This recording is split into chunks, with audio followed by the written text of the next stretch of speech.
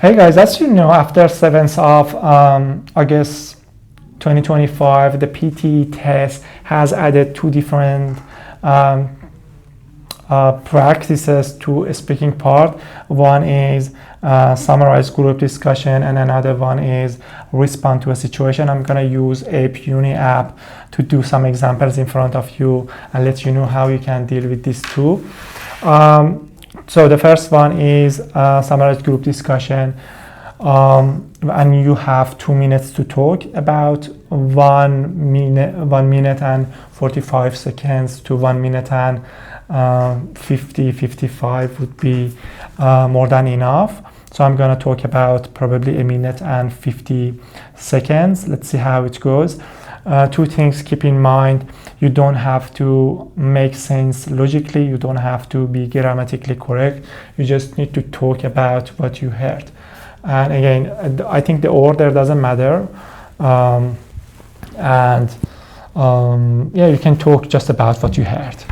So I'm just gonna try one, and I'm just gonna use my laptop also to take some notes from what I'm hearing. I'm choosing on practice, so make sure that's first time I'm hearing that, and I go with the first one, which is here. 3 students are talking about their volunteering experiences. Hey everyone, I can't believe how quickly this semester is flying by. I've been super busy with my role as an orientation leader at the university. I have to invest time and effort in planning and organising events for new students. The good part is that I get to meet so many new people and help them learn about university life, which is really fulfilling. On the downside, it can be a bit stressful, especially during orientation week when everything needs to run smoothly. But it's worth it because it helps me develop my leadership and public speaking skills. What about you, Amy? How's volunteering at the library going? Well, it has its own set of challenges and rewards. I really enjoy the organisational aspect of it. I've gained valuable skills in cataloguing and event planning, and I feel like I'm giving something back to the community. But some of the tasks, like putting books on shelves and data entry, can get pretty boring. And standing for long periods isn't great either. I get that. Working at the animal shelter takes a lot of physical energy and time, which can sometimes be so tiring. But the best part is interacting with the animals and knowing that I'm making a difference in their lives. But it can also be emotionally difficult, especially when you see animals who have been through a lot. It's clear you're passionate about what you do, Sam. One thing I've found is that being an orientation leader has made me more adaptable. Every group of students is different, and you have to be ready to handle any situation that comes up. I think these skills will be invaluable in my future career. That's a great point, Alex. Volunteering at the library has definitely made me better at problem solving. Whenever someone needs help with finding a source of information in some specialist area, it's like a little puzzle that I have to solve. So I think it's made me more analytical and improved my problem-solving skills, which will come in useful in practically any job I pursue in the future. It's interesting to hear how we've all developed different skills from our volunteering experiences. For me, the animal shelter work has made me much better at multitasking. There are always so many things happening at once, and you need to stay calm and collected. It's also taught me a lot about teamwork, as we all need to work together to ensure the animals are well taken care of. And I get to work with a variety of personalities. Absolutely. I think volunteering, no matter where or what you do, involves a lot of teamwork. At the end of the day, it's about investing time and effort in something you're passionate about and gaining invaluable skills from it. Plus, it feels great to give back to the community.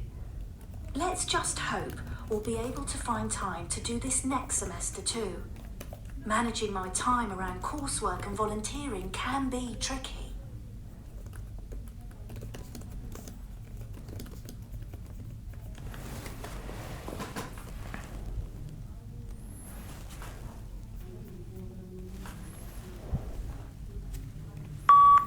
Three students were talking about volunteer that they've done and also the experiences and skills that they gained.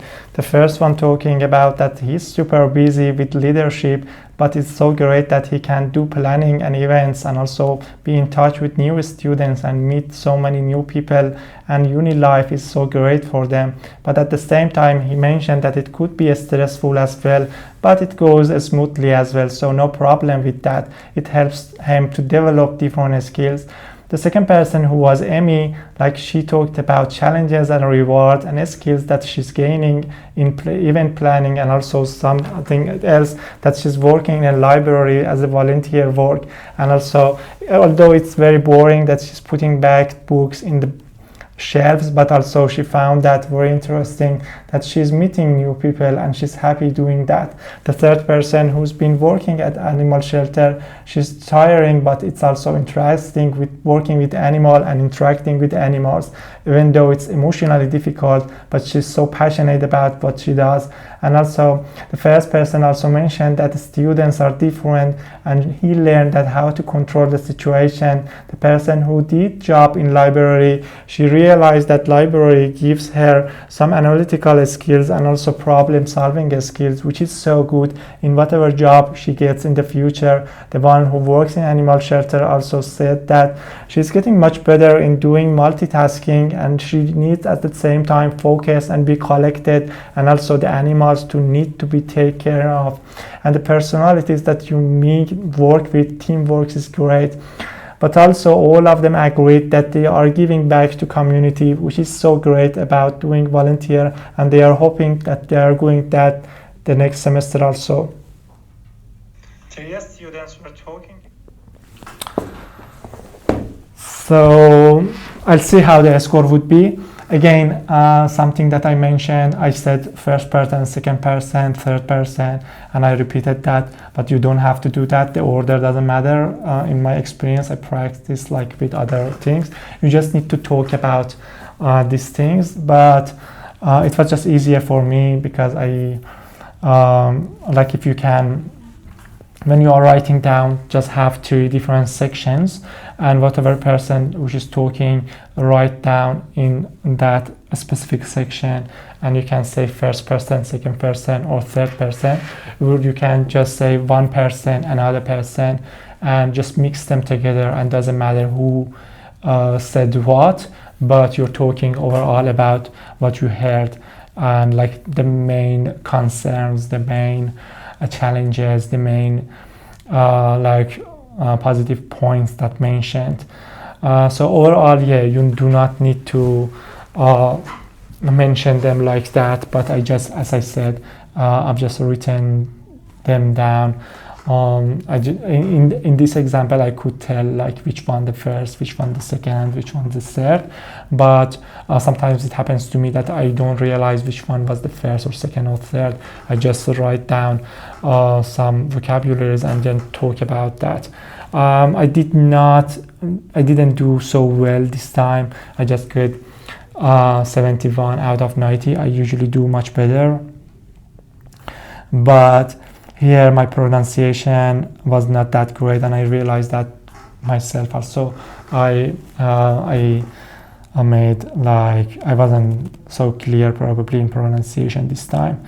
But yeah, overall I wanted to show you how you can get done one example. Thanks for watching, hope it helps.